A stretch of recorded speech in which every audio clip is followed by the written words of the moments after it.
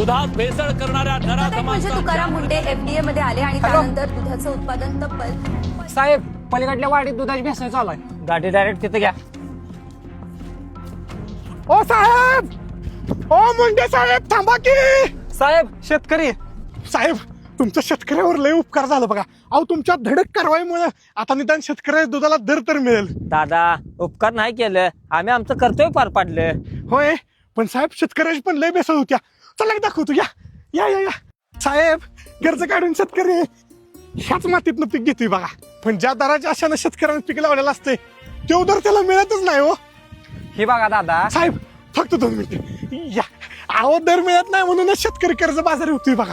ह्या झाडाला शेतकऱ्याला ह्या दोरीनं फास लावायची वेळ येते बघा. तुम्ही एक काम करा साहेब, ह्या दोरीवरच दाड मारा. ह्या दोरीवरच दाड मारा म्हणजे शेतकरी कुठलाच आत्महत्या करणार नाही, कुठला शेतकरी फास लावून घेणार नाही साहेब. ह्या दोरीवर दाड मारा साहेब. अहो असल्या उसात शेतकरी रातभर पाणी पाजतोय, त्याला इच्छुकाट्या चावला तरी तोंडातनं ब्रश शब्द काढत नाही. तुम्ही काम करा, शेतकऱ्यावर दाड घाला साहेब, शेतकऱ्यावर दाड घाला.